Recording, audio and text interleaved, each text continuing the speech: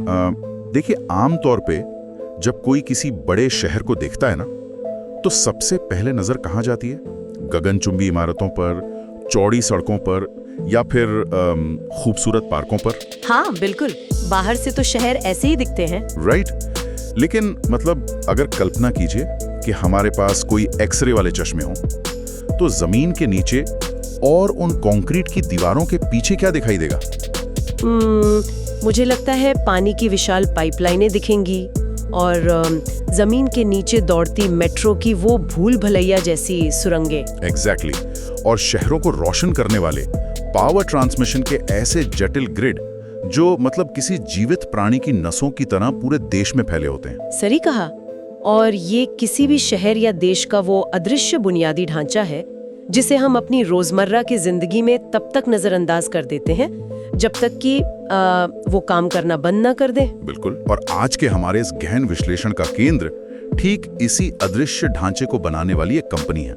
एक ऐसी कंपनी जिसने इस पूरी जटिलता को ही अपनी सबसे बड़ी ताकत बना लिया है। आप कल्पतरू प्रोजेक्ट्स इंटरनेशनल लिमिटेड की बात कर रहे हैं, यानी KPIL। हाँ बिल्कुल, KPIL। और आज हम जिन स्रोतों पर चर्चा कर रहे हैं उनमें उनकी वित्तीय वर्ष 2025-26 की रिपोर्ट शामिल हैं, और साथ ही ET एनर्जी वर्ल्ड और प्रोजेक्ट्स मॉनिटर जैसे उद्योग जगत के प्रमुख प्रकाशनों में छपे दस्तावेज भी हैं। और इन दस्तावेजों का अध्ययन करने पर मतलब एक बहुत ही दिलचस्प कहानी सामने आती है। भारत की एक घरेलू EPC कंपनी यानी engineering, procurement and construction company के ग्लोबल लीडर बनने की कहानी। हाँ, और हमारा आज का मिशन यही समझना है कि कैसे उन्होंने 75 से अधिक देशों में अपना विस्तार किया और कैसे उन्होंने EPC जैसे सेक्टर में अपने कर्ज को ऐतिहासिक रूप से कम किया, जो कि बहुत मुश्किल होता है। मतलब अक्सर कंपनियां विस्तार के चक्कर में भारी कर्ज तले दब जाती हैं। बिल्कुल। और साथ ही हम उनके उस वर्ल्ड्स लोकल EPC पार्टनर वाले फलसफे को भी समझेंगे। तो इस विस्तार के सबसे ताज़ा और सबसे बड़े मील के पत्थर से शुरुआत करते हैं, सऊदी अरब। हाँ, सऊदी अरामको का प्रोजेक्ट। राइट। हाल ही में KPIL को सऊदी अरामको का एक बेहद प्रतिष्ठित प्रोजेक्ट मिला है। दस्तावेज बताते हैं कि ये कोई साधारण ठेका नहीं है। देखिए, सऊदी अरामको दुनिया की सबसे बड़ी ऊर्जा कंपनियों में से एक है। उनके मानकों पर खरा उतरना ही किसी भी वेंडर के लिए बहुत बड़ी चुनौती होती है। KPIL को उनके मास्टर गैस सिस्टम नेटवर्क, जिसे MGS3 कहा जाता है, उसके विस्तार के लिए 800 किलोमीटर लंबी गैस पाइपलाइन बिछाने का कॉन्ट्रैक्ट मिला है। 800 किलोमीटर, वाव। हाँ, और ये मध्य पूर्व के ऑयल एंड गैस बिजनेस में उनके लिए एक बहुत बड़ी छलांग है। मतलब रेगिस्तान के दुर्गम इलाकों में इतनी लंबी पाइपलाइन बिछाना, जहाँ का तापमान और जमीनी हालात इतने चुनौतीपूर्ण होते हैं, ये अपने आप में एक मिसाल है। इसे अगर एक रूपक से समझें तो ऐसा लगता है जैसे ये 800 किलोमीटर लंबी गैस पाइपलाइन सऊदी अरब के औद्योगिक विकास के लिए एक कार्डियोवैस्कुलर सिस्टम का निर्माण कर रही है। ओह, कार्डियोवैस्कुलर सिस्टम। हाँ, मतलब हृदय की धमनियों की तरह, जो पूरे देश के उद्योगों को ऊर्जा रूपी रक्त पहुंचाएगी। बहुत सही तुलना है। और इसके पीछे की तकनीकी वजह ये है कि इस MGS3 प्रोजेक्ट का मुख्य उद्देश्य ही सऊदी अरब में तरल ईंधन पर निर्भरता को कम करना है। दुनिया भर में जो ऊर्जा संक्रमण चल रहा है, उसके तहत सऊदी अरब अपने एनर्जी मिक्स को बदल रहा है ताकि कार्बन उत्सर्जन कम हो सके। अच्छा, तो ये सिर्फ एक पाइपलाइन नहीं है, बल्कि एक बहुत बड़ा रणनीतिक बदलाव है। बिल्कुल। और इस विशाल ढांचे को बनाने की जिम्मेदारी मिलना ये दर्शाता है कि KPIL 50 से अधिक राष्ट्रीयताओं वाले कार्यबल का उपयोग करके कितनी कुशलता से काम कर रही है। यहीं पर उनका वो वर्ल्ड्स लोकल EPC पार्टनर का सिद्धांत लागू होता है। इसी पर मुझे एक बात पूछनी थी। ये जो वर्ल्ड्स लोकल EPC पार्टनर वाली बात है, सुनने में थोड़ी विरोधाभासी नहीं लगती? मतलब कोई कंपनी एक ही समय में ग्लोबल भी कैसे हो सकती है और लोकल भी? देखिए, विरोधाभास लगता जरूर है, लेकिन EPC बिजनेस में सफलता का यही सबसे बड़ा रहस्य है। जब कोई कंपनी सऊदी अरब, ब्राजील या अफ्रीका के किसी देश में काम करने जाती है, तो वो केवल अपना पैसा और इंजीनियर लेकर सफल नहीं हो सकती। जब ये किसी नए देश में प्रोजेक्ट लेते हैं, तो वे अपनी ग्लोबल इंजीनियरिंग और डिजाइन विशेषज्ञता को वहाँ की स्थानीय सप्लाई चेन, ठेकेदारों और वहाँ के कानूनों की समझ के साथ मिला देते हैं। मतलब अगर आप स्थानीय स्तर पर कच्चे माल की सोर्सिंग नहीं कर सकते तो काम अटक जाएगा। बिल्कुल। या अगर आप वहाँ के कामगारों की संस्कृति नहीं समझते तो प्रोजेक्ट कभी समय पर पूरा नहीं होगा। लोकल बने बिना ग्लोबल होना ईपीसी सेक्टर में लगभग असंभव है। समझ गया।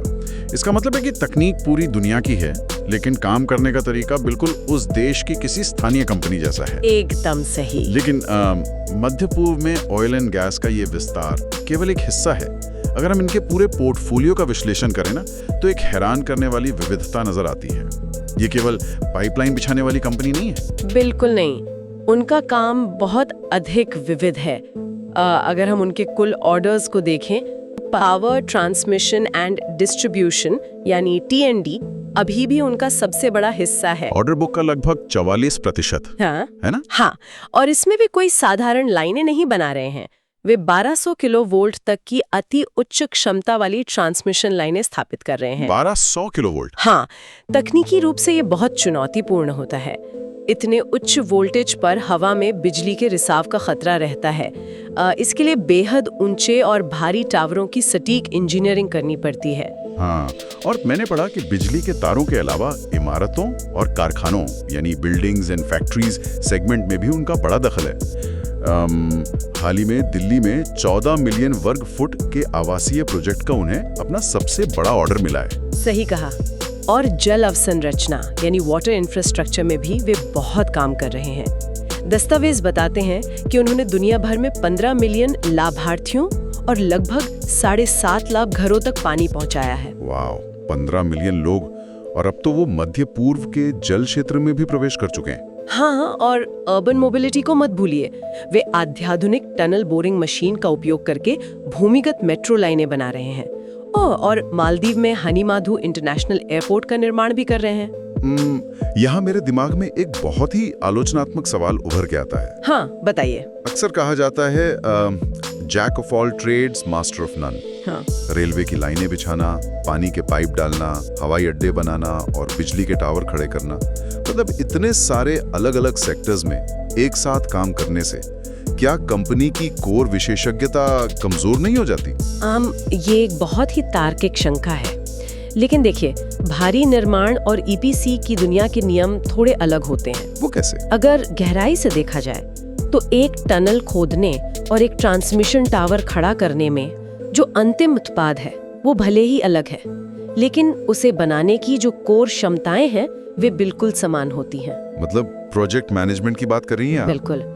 एक ईपीसी प्रोजेक्ट की सफलता इस बात पर निर्भर नहीं करती कि आप क्या बना रहे हैं, बल्कि इस पर निर्भर करती है कि आप उसका प्रबंधन कैसे कर रहे हैं। एक जटिल ग्लोबल सप्लाई चेन को संभालना, हजारों मजदूरों के काम को शेड्यूल करना, वित्तीय जोखिमों का अनुमान लगाना, ये ऐसे कोर स्किल्स हैं जो हर ईपीसी सेक्टर में काम आते हैं। अच्छा, तो बेसिक्स वही रहते हैं। हाँ, और इसके अलावा ये विविधता असल में उनके लिए एक बहुत बड़े हेल्थ इंश्योरेंस की तरह काम करती है। Health insurance? हाँ, इसे ऐसे समझिए, मान लीजिए किसी साल सरकार रेलवे में निवेश कम कर देती है। अगर कंपनी केवल रेलवे पर निर्भर होती तो वो डूब जाती, लेकिन विविधता के कारण वे इसकी भरपाई वाटर या ऑयल एंड गैस सेक्टर से कर लेते हैं। समझ गया।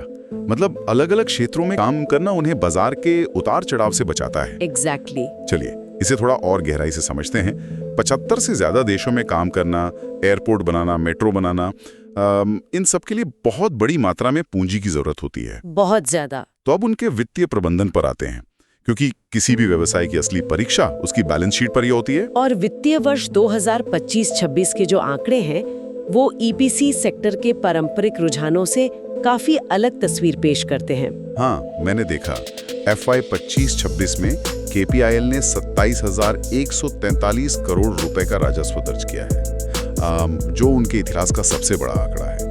और उनकी ऑर्डर बुक 65,457 करोड़ रुपए तक पहुंच गई है, जो लगभग 5.7 बिलियन अमेरिकी डॉलर के बराबर है। भविष्य के लिए इतना बड़ा काम हाथ में होना बहुत अच्छी बात है, लेकिन यहाँ सबसे चौंकाने वाला आंकड़ा राजस्व का नहीं है। हाँ बिल्कुल, सबसे महत्वपूर्ण आंकड़ा उनके कर्ज का है। देखिए, ईपीसी व्यवसाय अपनी प्रकृति से ही वर्किंग कैपिटल इंटेंसिव होता है।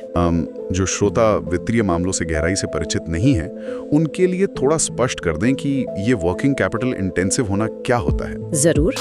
देखिए, जब किसी कंपनी को कोई बड़ा ठेका मिलता है तो उन्हें तुरंत भारी मात्रा में स्टील, सीमेंट और मशीनरी खरीदनी पड़ती है।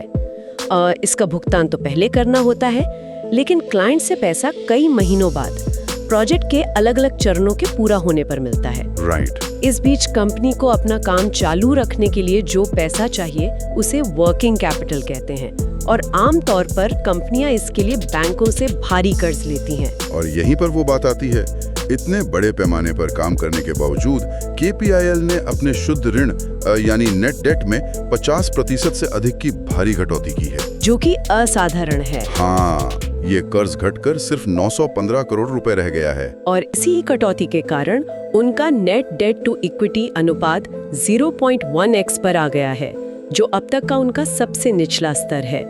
EPC सेक्टर में जहां कंपनियों पर हजारों करोड़ का कर्ज होना आम बात है, वहां ऐसा अनुपात होना बहुत ही दुर्लभ है। इसे एक मजेदार उदाहरण से समझते हैं। ये कुछ वैसा ही है जैसे कोई मैराथन धावक न केवल अपनी स्पीड बढ़ा रहा हो, मतलब राजस्व में वृद्धि कर रहा हो, बल्कि उसने अपनी पीठ पर लदा हुआ भारी बैकपैक भी उतार कर फेंक दिया हो। बैकपैक मतलब कर्ज। हाँ बिल्कुल। अब वो धावक बिना उस बोझ के कितनी तेजी से दौड़ सकता है? अब वे किसी भी ग्लोबल टेंडर की रेस में बिना किसी वित्तीय दबाव के हिस्सा ले सकते हैं। बहुत सही एनालॉजी है, और इस बैकपैक को हटाने के पीछे एक बहुत ही सोची समझी वित्तीय रणनीति रही है। दस्तावेज बताते हैं कि दिसंबर 2024 में कंपनी ने 1000 करोड़ रुपए का QIP किया। QIP, qualified institutional placement. हाँ, जिसका सीधा अर्थ है बड़े संस्थागत निवेशकों को कंपनी के शेयर जारी करके तुरंत पूंजी जुटाना। इसके अलावा उन्होंने अपनी गैर प्रमुख संपत्तियों को भी बेच दिया। जैसे वो विंध्याचल एक्सप्रेसवे है ना? बिल्कुल, उसे बेचकर जो पैसा आया उसका इस्तेमाल कर्ज कम करने में किया गया। और जब कर्ज कम होता है तो जाहिर है ब्याज का भुगतान घट जाता है, जिसका सीधा असर उनके कैश फ्लो पर दिखा है। उनके ऑपरेटिंग कैश फ्लो में 68% की वृद्धि हुई है, जो कि 1534 करोड़ रुपए तक पहुंच गया है।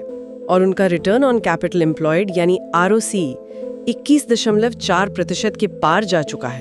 तो इस पूरी वित्तीय कसरत का परिणाम ये है कि जब भी सऊदी अरामको या यूरोप में कोई $multi-billion का टेंडर निकलेगा, तो क्लाइंट्स देखेंगे कि इस कंपनी की बैलेंस शीट चट्टान की तरह मजबूत है। एग्जैक्टली। अंतर्राष्ट्रीय क्लाइंट सबसे पहले आपकी वित्तीय स्थिरता ही देखते हैं। अगर बैलेंस शीट डामाडोल है तो वो टेंडर की टेबल पर बैठने भी नहीं देंगे। चलिए, ये ऑफिस वाली वित्तीय स्थिरता तो समझ आ गई, लेकिन ये स्थिरता केवल फाइलों से नहीं आती। बैलेंस शीट मजबूत होने का एक बहुत बड़ा कारण जमीनी स्तर पर होने वाला काम भी है। बिल्कुल, बिना ऑपरेशंस में उत्कृष्टता के आप 65,000 करोड़ की ऑर्डर बुक को लाभदायक तरीके से पूरा कर ही नहीं सकते। तो चलिए कंपनी की मैन्युफैक्चरिंग क्षमता की बात करते हैं। KPIL की गांधीनगर और रायपुर में 2 बड़ी मैन्युफैक्चरिंग फैसिलिटीज हैं, जिनकी कुल उत्पादन क्षमता 2,40,000 मीट्रिक टन प्रतिवर्ष है। यहाँ जो बात सबसे ज्यादा ध्यान खींचती है ना, वो केवल उत्पादन क्षमता नहीं है, बल्कि इन कारखानों को मिला TPM एक्सीलेंस अवार्ड है, जो Japan institute of plant maintenance द्वारा दिया जाता है। हाँ, और ट्रांसमिशन टावर मैन्युफैक्चरिंग इंडस्ट्री में ये अवार्ड पाने वाली ये दुनिया की पहली कंपनी है। जापानी मैन्युफैक्चरिंग स्टैंडर्ड्स तो अपनी कड़ाई के लिए जाने जाते हैं। ये TPM वास्तव में कैसे काम करता है? देखिए, TPM का अर्थ है टोटल प्रोडक्टिव मेंटेनेंस। पारंपरिक कारखानों में क्या होता है, लोग तब मशीन सुधारते हैं जब वो टूट जाती है, राइट, ब्रेकडाउन के बाद। हाँ, लेकिन TPM एक अलग ही दर्शन है। इसमें मशीन ऑपरेटर खुद अपनी मशीन का रखरखाव करता है ताकि वो कभी खराब ही ना हो।